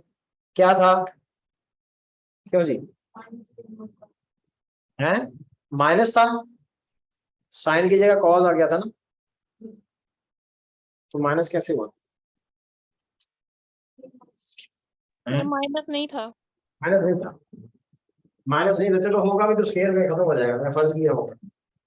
तो काइनेटिक एनर्जी आ जाएगी आपके पास 1/2 m v, ये था एक्स नॉट ओमेगा साइन, क्या था, हाँ ओमेगा एक्स नॉट और साइन की जगह क्या आया था, कॉस ओमेगा टी। अगर मीन पोजीशन वाला हम स्टार्ट करेंगे तो इसका क्या आ जाएगा, स्क्वायर। तो ये हमारे पास क्या है, kinetic energy is equal to v m omega square की जगह पुट करेंगे के बाई एम, तो वही आ जाएगा 1/2 के x not square cos square omega T. क्या आ गई? है ये वाली, ये ये v हमने निकाला था ना, वो जब v हमने x था हमारे पास, x is equal to x naught sine omega t, v क्या था omega x naught cos omega t, तो v की वैल्यू मैंने पुट की इस v की जगह पे, ठीक है, तो उसका स्केयर ले लेंगे, वो जो ओमेगा स्केयर आता है उसकी जगह मैंने के ओवर एम पुट कर दिया, क्योंकि ओमेगा स्केयर क्या है के बाई एम। अब हमारे पास काइनेटिक एनर्जी के ये दो फार्मूले आ गए, एक पोजीशन डिपेंडेंट हो गया समझ लें, एक टाइम डिपेंडेंट हो गया। तो पोटेंशियल एनर्जी की बात करते हैं। पोटेंशियल एनर्जी क्या होती है इसकी 1/2 के एक्स स्क्वायर, ये फार्मूला हमारे पास क्या आ जाता है, जो वर्क डन हम निकालते हैं, ठीक है ना, इस फार्मूले से कि potential energy is equal to negative of the work done, ये क्या आ जाएगा एफ इंटू डी एक्स से 0 टू एक्स, एफ की जगह आपने क्या पुट करना है स्प्रिंग फोर्स माइनस के एक्स पुट कर देंगे, तो आपका ये फार्मूला आ जाएगा, ठीक है। अब पोटेंशियल एनर्जी आ गई। अगर हम पोटेंशियल एनर्जी को टाइम डिपेंडेंट देखना चाहते हैं, टाइम डिपेंडेंट एक्स की वैल्यू पुट कर दें, एक्स ये है, ये क्या आ जाएगी 1/2 के x naught square sine square omega T. अब चाहे तो आप इन दोनों को ऐड कर लें, ठीक है, टाइम वाले में टाइम वाले ऐड कर लें, या पोजीशन वाले में पोजीशन वाली ऐड कर लें। टोटल एनर्जी क्या आएगी, साइंस के पास कॉस के क्या हो जाएगा 1 हो जाएगा, ई टोटल जो है वो क्या आ जाएगी 1/2 के एक्स नॉट स्क्वायर आ जाएगी, ठीक है। अब वो कहते हैं कि क्वेश्चन हमारे पास ये आ गया कि फाइंड द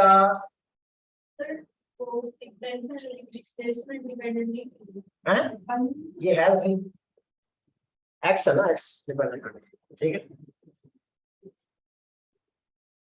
फाइंड द, अब देखिए मीन पोजीशन, आप इनको मीन पे दोनों को और एक्सट्रीम पे भी कर सकते हैं, यानी अगर आप पोटेंशियल एनर्जी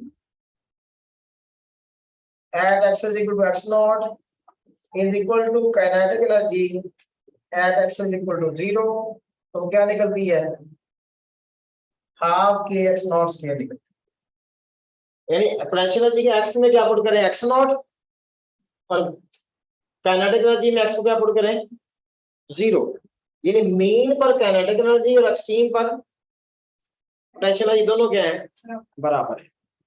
इसी तरह potential energy at x is equal to 0 is equal to kinetic energy at x is equal to x naught, तो ये क्या आ जाती है 0 आ जाती है, क्या आ जाती है 0 आ जाती है। अगर आप टाइम के लिहाज से इनका ग्राफ बनाते हैं तो आप देख रहे हैं साइन स्क्वायर है,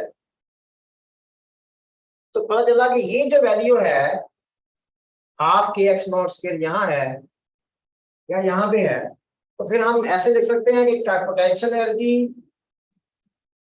is equal to E naught, यानी कि इसको मैं अगर टोटल एनर्जी को क्या कह दूं ई नॉट इनटू पोटेंशियल में क्या आ रहा है साइंस के ओमेगा टी, और काइनेटिक एनर्जी में क्या आ रहा है कॉस स्क्वायर ओमेगा टी, और ई नॉट की जो वैल्यू है के एक्स नॉट स्क्वायर, क्या ख्याल है, ठीक है। अब अगर मैं इसका ग्राफ प्लॉट करूं विद रिस्पेक्ट टू टाइम, तो एक साइन स्क्वायर है, क्या है कॉस स्क्वायर है, अब स्क्वायर है तो नेगेटिव तो होगा नहीं, इसलिए हमें नीचे जाने की जरूरत ही नहीं है, क्या ख्याल है, हमें हमारा ग्राफ नीचे नहीं जाएगा, क्यों नहीं जाएगा क्योंकि स्क्वायर है, और मैक्सिमम कहां तक जाएगा, ये ई नॉट तक जाएगा। कहां तक जाएगा, ई नॉट तक जाएगा, क्योंकि ये भी मैक्सिमम ई नॉट तक जाती है, ये ई नॉट आ जाती है यहाँ पे। ये हमारे पास क्या है, ये ई नॉट, ठीक है। तो अब अगर से हम कहते हैं जी मीन से स्टार्ट करें, तो मीन पे कौन सी एनर्जी ज्यादा होती है, काइनेटिक। काइनेटिक एनर्जी अगर T इज इक्वल टू 0 पे कहते हैं तो काइनेटिक एनर्जी यहाँ होगी, पोटेंशियल एनर्जी यहाँ होगी। तो स्क्वायर का ग्राफ क्या बनेगा, स्क्वायर 0 से 1 तक जाता है, स्क्वायर क्या करता है 0 से, जिसके साथ फैक्टर है, तो ये ग्राफ ऐसे बनेगा। ये किसका बन रहा है, काइनेटिक एनर्जी का, किसका, तो पोटेंशियल एनर्जी का वैल्यू होगा, तो यहाँ मैक्सिमम होगी, यहाँ मैक्सिमम होगी।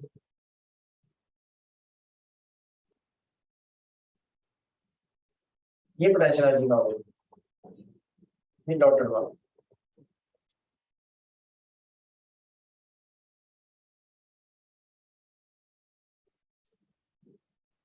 ठीक है। अगर हम ग्राफ बनाते हैं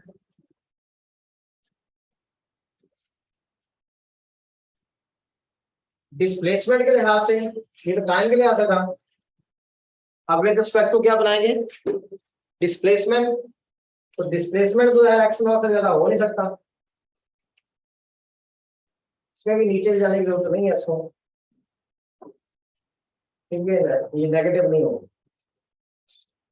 हम क्या ले रहे हैं, एनर्जी, ठीक है।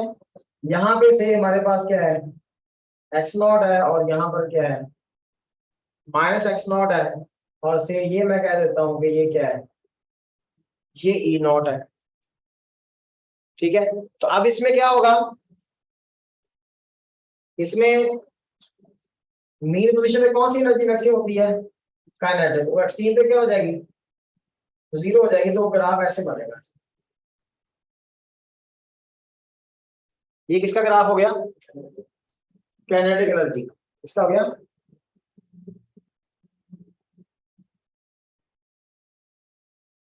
काइनेटिक एनर्जी का ये ग्राफ हो गया एक्स के लिहाज से। तो यहां देखें पोटेंशियल एनर्जी एक्स के स्क्वायर के लिहाज से प्रोपोर्शनल है, काइनेटिक एनर्जी भी एक्स स्क्वायर के लिहाज से प्रोपोर्शनल है। तो ग्राफ इनका कौन सा होगा, पैराबोलिक, कौन सा होगा, पैराबोलिक होगा। और ये शेप भी मैंने कौन सी बनाई है, पैराबोलिक बनाई, ठीक है। और जो पोटेंशियल है वो यहाँ पे क्या होगी, 0, मीन पे क्या हो जाएगी 0। और ये जो ई नॉट है टोटल एनर्जी, तो ये तो क्या रहेगी, कांस्टेंट। ये यहाँ पे इधर होगा ना पॉइंट, यहाँ पे इधर होगा। अब हमने इसको ऐसे मिलाना,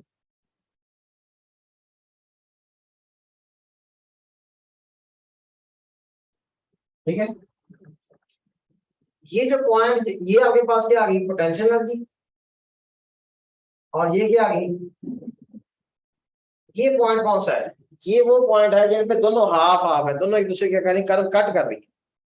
इस पॉइंट पर पोटेंशियल एनर्जी और काइनेटिक एनर्जी क्या है, इक्वल है। पोटेंशियल एनर्जी क्या होती है, हाफ के एक्स स्क्वायर, और ये क्या है, हाफ के x naught square minus x square. तो हाफ के तो क्या हो गया, कैंसिल हो गया, तो ये क्या आ गया, x square plus x square is equal to x naught square, यानी 2x square is equal to x naught, x क्या आ गया, x naught by 2 under root r, क्या आ गया, यानी x is equal to, this implies that x is equal to 70% of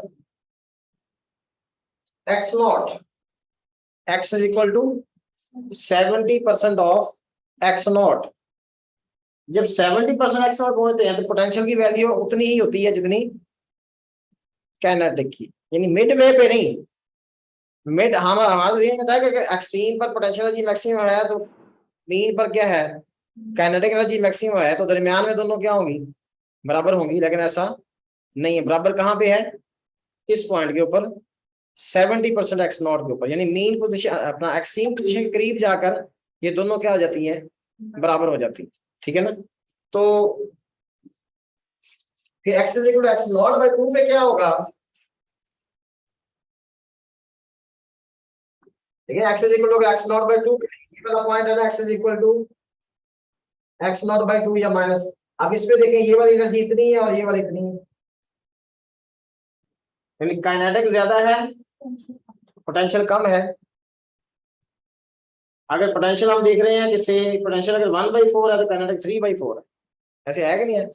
ये इतना पोर्शन अगर आप जाके यहाँ ऐड करें तो टोटल एनर्जी बनती है। तो ग्राफ भी हमें ये बता रहा है, और अगर हम पुट भी कर लें कि when x is equal to x naught by 2, जब x हमारा कितना है, x नॉट बाई 2 है, देन पोटेंशियल एनर्जी क्या होती है, सिंपल है वो, उसका फॉर्मूला सिंपल है ना, उसको निकाल लेते हैं। तो ये क्या आ जाएगी, x नॉट बाई 2 का स्क्वायर, हाफ के x स्क्वायर होती है ना, तो x की जगह हमने क्या पुट कर दिया, x नॉट बाई 2।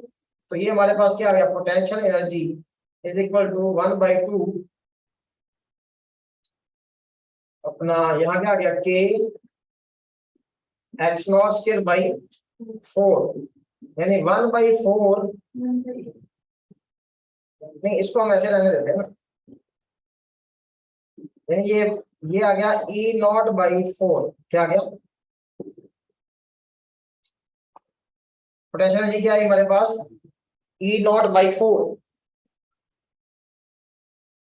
तो दिस इंप्लाइज दैट, फिर काइनेटिक एनर्जी क्या आएगी, चाहे आप उसे पुट करके देख लें, चाहे तो उसे पुट कर ले उसके फार्मूले में, वो जो 1/2 के ये वाला फार्मूला, इसकी जगह यहाँ x नॉट बाई 2 पुट कर लें, या सिंपल क्या कर लें, E नॉट में से E नॉट बाई 4 को माइनस कर दें, तो काइनेटिक एनर्जी क्या आ जाएगी, 3E नॉट बाई 4 आ जाएगी, क्या आ जाएगी, 3E नॉट बाई 4। यानी जब x is equal to x naught by 2 है, तो उस वक्त काइनेटिक एनर्जी जो है वो 75% ऑफ E नॉट है, और ये जो है ये 25%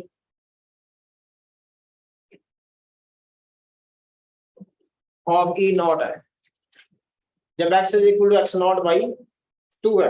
अब बाकी आप इसी तरह कर सकते हैं, जब x is equal to x naught by 4 है तो फिर क्या है, x is equal to x naught by √2 पे क्या है, 50% वो है और 50%, दोनों 50-50% है ना। कि जब आपका when x is equal to 70% of x naught, then kinetic energy is equal to potential energy is equal to 50% of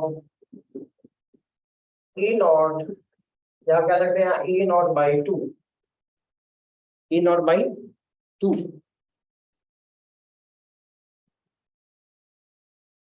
ये तो हमने आइडियल ऑसिलेशंस की बात की है, आइडियल हार्मोनिक ऑसिलेटर की बात की है। अब हमारे पास थोड़ा सा आप लोगों ने इस चीज को पढ़ना है, उसमें मैथमेटिक्स तो इतनी ज्यादा नहीं है, कि अगर आपके पास डैम्प्ड ऑसिलेटर है, क्या है डैम्प्ड ऑसिलेटर में क्या होता है कि डैम्पिंग फोर्सेस आ जाती हैं, तो उसमें फिर आप कहते हैं कि एम्पलीट्यूड क्या होता जा रहा है, इसमें तो एम्पलीट्यूड क्या रहता है कांस्टेंट एक्स नॉट ही कहा हमने, फिर वो एम्पलीट्यूड क्या होता जा रहा है, डैम्प्ड में क्या होगा कि उसका एम्पलीट्यूड क्या होता जाएगा, कम होता जाएगा। यानी अगर हम कहें कि ये उसकी वाइब्रेशंस हैं, फिर ये ऐसा ऐसा एक्सपोनेंशियल डिग्रीज आती है, इसमें आती है, जो हम इक्वेशन लिखेंगे ना उसमें e raise to the power minus में टर्म आ जाती है, जिसकी वजह से वो एम्पलीट्यूड क्या होता जाता है, एक्सपोनेंशियली क्या होता जाता है, डिक्रीज होता जाता है। फिर इसमें आगे रेजोनेंस है। रेजोनेंस ये है कि हमने क्या किया, अप्लाइड फोर्स, अगर अप्लाइड फोर्स की फ्रीक्वेंसी उस हार्मोनिक की नेचुरल फ्रीक्वेंसी से क्या कर रही है, मैच कर रही है, तो रेजोनेंस होगी। और रेजोनेंस का मतलब क्या है कि आपको उस फ्रीक्वेंसी के ऊपर क्या मिलेगा, एम्पलीट्यूड मैक्सिमम मिलेगा, ठीक है ना। वो जो शार्पनेस और फिर वहां ये कंसेप्ट आ जाता है कि आपका एम्पलीट्यूड जो है इस तरफ क्या होता है, एम्पलीट्यूड रेजोनेंस कर्व किस किस तरह होती है, amplitude versus frequency, amplitude versus frequency. तो उसमें हमारे पास जो है ये कर्व इस तरह से होती है कि जब आपकी रेजोनेंस फ्रीक्वेंसी होती है तो उस पर ये एम्पलीट्यूड क्या होता है, मैक्सिमम होता है। फिर यही कर्व डैम्पिंग शामिल कर दें, अगर डैम्पिंग क्या होगी ज्यादा तो फिर ये कर्व क्या हो जाती है, फ्लैट हो जाती है, और अगर डैम्पिंग क्या होगी, कम होगी, ये कर्व क्या हो जाएगी, फिर शार्प हो जाएगी, क्या हो जाएगी, यानी लेस डैम्पिंग मोर शार्पनेस।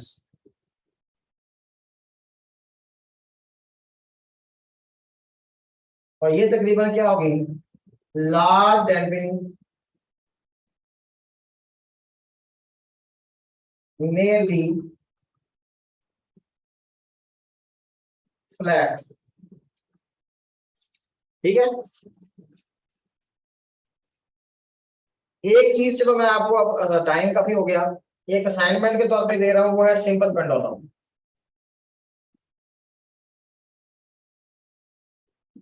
है वो भी simple harmonic motion for small amplitude, amplitude कम रखेंगे, अप टू 4 सेंटीमीटर इतना रखें तो वो भी आपकी क्या है, मतलब यही मोशन आ जाती है। उसमें यहाँ पे वहां मेगा क्या था, के ओवर एम, इसमें मेगा क्या आता है, g over l under root आता है। फिर इसका टाइम पीरियड, उसका टाइम पीरियड क्या था, 2 पाई के over m under root, frequency, ये सारी चीजें तो आप देख लेंगे ना, इसमें तो कोई उसमें नहीं है। तो टाइम पीरियड क्या होता है, 2 पाई ओवर ओमेगा, तो ये आ जाएगा 2 पाई एल ओवर जी अंडर रूट। इसी तरह फ्रीक्वेंसी आप देख लेंगे, वो क्या होगी, 1 ओवर 2 पाई जी ओवर एल अंडर रूट। अगर हम हाइट पे जा रहे हैं तो यहाँ पे आपने जी को देखना है, वही पोल्स और इक्वेटर वाली बात कि पोल्स पर क्या होता है, जी, भूल गए, मैक्सिमम होता है, इक्वेटर पर क्या होता है, मिनिमम होता है। अब अगर आप पोल्स पे जाते हैं, पोल्स पे जाएंगे तो जी क्या हो जाएगा, ज्यादा, जी ज्यादा होगा, टाइम पीरियड क्या हो जाएगा, कम, पेंडुलम क्या हो जाएगा, स्लो हो जाएगा, फास्ट हो जाएगा, पेंडुलम फास्ट हो जाएगा। टाइम पीरियड कम होने का मतलब क्या है, वो एक चक्कर जल्दी मुकम्मल करेगा ना, क्या ख्याल है, टाइम पीरियड कम तो फ्रीक्वेंसी बढ़ जाएगी, फास्ट ना हो गया। टाइम पीरियड कम होने का मतलब फास्ट, टाइम पीरियड ज्यादा होने का मतलब, मेरे को नींद आनी शुरू हो गई नहीं, टाइम पीरियड कम होने का मतलब फास्ट हो जाना, और टाइम पीरियड ज्यादा होने का मतलब स्लो हो जाना, वो एक चक्कर देर से मुकम्मल करेगा, ठीक है। सर एक सर ये आता है कि लेफ्ट में जा रहे ऊपर जा रहे, हाँ हाँ वही मैं उसी तरफ ही आ रहा हूँ, मैं उसी तरफ आ रहा हूँ। देखिए ये है कि ये टाइम पीरियड फार्मूला आ गया। अब टाइम पीरियड फार्मूला है तो लेंथ, अगर लेंथ डबल कर दी टाइम पीरियड क्या फर्क पड़ेगा, लेंथ ये होगी तो ये फलां होगी है। अच्छा फिर लेंथ के भी फैक्टर्स हैं। लेंथ का फैक्टर इस तरह है कि अगर आप ये देखें कि लेंथ हम कहाँ से लेते हैं, ये जो लेंथ है हम उस बॉब के सेंटर से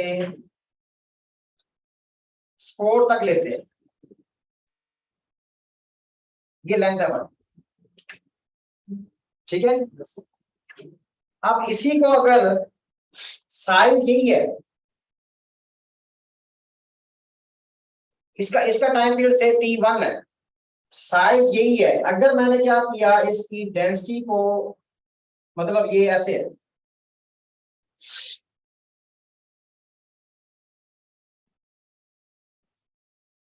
क्या ख्याल है, ये आपने देखा जब बच्चे झूला वो करते हैं, हमें तो खैर करना नहीं आया सारी जिंदगी, अब आगे फिजिक्स में पता चला भी ऐसे होता है। तो वो ऐसे कभी बैठ जाते हैं, कभी खड़े होते हैं, तो तेज होना शुरू हो जाता है। अच्छा, इसी तरह जैसे वो गोताजन वो छलांग लगाते हैं, तो कभी वो कलाबाजी ज्यादा खाते हैं, वो हम आप पढ़ते हैं ना फिजिक्स में, वो कैसे पॉसिबल हुआ, उसने अपने आप को बेंड कर लिया, आर कम कर लिया, ओमेगा क्या हो गया, ज्यादा हो गया। तो ऐसे ही यहाँ पर है कि जैसे ही हम अपना सेंटर ऑफ ग्रेविटी क्या करेंगे, अब खड़े बंदे का सेंटर ऑफ ग्रेविटी और जगह पे, बैठे बंदे का सेंटर ऑफ ग्रेविटी क्या हो जाएगा, लो हो जाएगा उसका। यहाँ क्या हुआ, सेंटर ऑफ ग्रेविटी लो हो गया। यानी अगर ये सारा यहाँ पे क्या सॉलिड है, इस केस में अगर ये हाफ फिल्ड है, तो फिर क्या हो जाएगा। अब वैसे तो इसके ऊपर पूरा लेक्चर है, लेकिन ये थोड़ा सा ना आप लोग, मैं इसके चलो फार्मूले ना कुछ आपको शेयर कर दूंगा लिख के ना, ये जी वाले, जी की जो वेरिएशंस है वो मैं पिक बना के ना किसी बुक से मैं आपको शेयर कर दूंगा। अब यहाँ क्या हो गया, यहाँ लेंथ की वैल्यू क्या हो गई, ज्यादा हो गई, तो टाइम पीरियड क्या हो जाएगा, T2 जो है वो ग्रेटर देन होगा किससे, T1 से। चीज वही है, साइज वही है, जस्ट क्या किया हमने उसको, उसकी फिलिंग जो है वो क्या होगी, हाफ हो गई। उस बॉल की फिलिंग पूरी थी पहले, अब फिलिंग क्या हो गई, हाफ होने से सेंटर ऑफ ग्रेविटी इधर शिफ्ट हो जाएगा ना, जहां मैस ज्यादा होता है सेंटर ऑफ ग्रेविटी वहां पे चला जाएगा, सेंटर ऑफ मैस। तो अब ये हमारे पास यहाँ आ गया, तो इस वजह से क्या होगा, टाइम पीरियड इसका लेंथ ज्यादा होने से टाइम पीरियड क्या हो गया, ज्यादा हो गया, फ्रीक्वेंसी क्या हो जाएगी, कम हो जाएगी। तो फीलिंग से क्या हम ला रहे हैं यहाँ पे कि मतलब ये ऊपर से खाली है ना, देखिए ना, एक मैस अगर ज्यादा हो और एक मैस का क्या हो, कम हो। एक हैवी है एक लो है, मतलब नहीं, लाइट है। मैं ये कहता हूँ कि मैथ उतना ही है इसका भी, लेकिन मैथ्स के ऊपर वैसे तो डिपेंड करता ही नहीं है, टाइम पीरियड ना फ्रीक्वेंसी मैथ्स इंडिपेंडेंट है, ना एम्पलीट्यूड डिपेंडेंट है। बात ये हो रही है कि इसमें ये सारा फीलिंग था, तो सेंटर ये दरमियान में थी, आप डिस्टेंस कहाँ तक ले रहे थे, मिड तक। अगर ये ऐसे हाफ फील्ड होगा तो फिर यहाँ तक तो डिस्टेंस लेंगे, आपका ग्रेविटी सेंटर यहाँ चला जाएगा, तो फिर लेंथ क्या हो जाएगी, लेंथ में इजाफा हो जाएगा अगर ये हाफ फील्ड हो जाएगा, ठीक है ना। इसी तरह आप ऊपर जा रहे हैं, तो आपका जो एक्सेलरेशन हो जाएगा, मतलब नेट जी की वैल्यू वो जी प्लस ए हो जाएगी, तो यहाँ पे जी प्लस ए आ जाएगा। फॉल कर रहे हैं जिस एक्सेलरेशन से जी माइनस ए आ जाएगा। फ्री फॉल है, क्या है, फ्री फॉल है, जिन तो नहीं आ गए, लाइट हाँ वो जनरेटर में बंद किया शायद, नहीं अभी लाइट नहीं है, ये एंड पे आ गया ये। अच्छा एंड पे आ गया। अच्छा फ्री फॉल में क्या हो जाएगा, जी यहाँ पे हम क्या लिखेंगे, time period is equal to 1 अपना 2 पाई एल ओवर जी माइनस जी हो जाएगा, क्योंकि जी प्लस माइनस होगा ना, ऊपर जाते हुए प्लस, नीचे आते वक्त माइनस। अब अगर फ्री फॉल है जी माइनस एक्सेलरेशन जी के बराबर होगा, तो जी माइनस जी यहाँ क्या आ जाएगा, समथिंग ओवर जीरो क्या आ जाएगा, इन्फिनिटी, यानी कि उसकी मोशन स्टॉप हो जाएगी।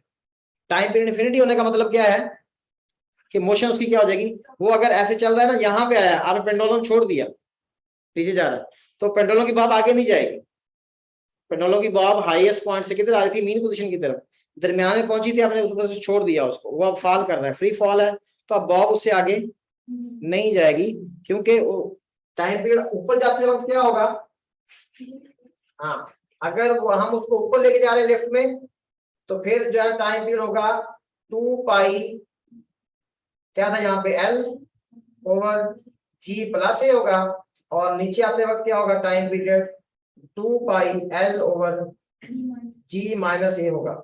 इसी तरह गाड़ी जा रही है, उसकी सीलिंग के साथ वो लटकाया हुआ है, ठीक है ना, उसमें अलग से फार्मूले हैं, पोल पे इक्वेटर पे ले गए, ये सारे जी के फैक्टर्स हैं, बाकी लेंथ का फैक्टर इसी तरह चेंज हो सकता है, मैंने बताया कि जी फिर इसी सैंपल लेंथ वाले के हम प्रूफ कर सकते हैं कि हमारे पास कोई बॉल टाइप चीज है, उसमें छोटा सा सुराख है और वो पेंडुलम मूव कर रहा है, वो आहिस्ता आहिस्ता पानी हाँ निकल रहा है, बिल्कुल हाँ, उससे सेंटर ऑफ ग्रेविटी हो जाएगा, बिल्कुल ले सकते हैं, क्या है वो डाउनवर्ड हाँ तो इस तरह के कॉम्प्लिकेटेड क्वेश्चन वो दे सकता है, जीरो होगा तो वो आपका फिर वो ओरिजिनल पोजीशन पे चला जाएगा, पहले वो नीचे आएगा, जैसे पानी कम होता जाएगा उसमें से, इसमें से, और जब पानी बिल्कुल खाली हो जाएगा फिर वो जाएगा, फिर तो उसके अंदर मैस है, फिर वो सेंटर पे चला जाएगा। तो ये चीजें मतलब थोड़ी सी उसके 1-2 फार्मूले हैं, वो मैं शेयर कर दूंगा। तो टाइम आपने सिंपल पेंडुलम को भी देख लेना है, रेजोनेंस कर्व को भी देख लेना है, और सिंपल हार्मोनिक मोशन को भी देख लेना है, ठीक हो गया। चलें इसको आज यहीं पे स्टॉप करते हैं। असाइनमेंट मैं इसकी इंशाल्लाह सेंड कर दूंगा, ठीक है।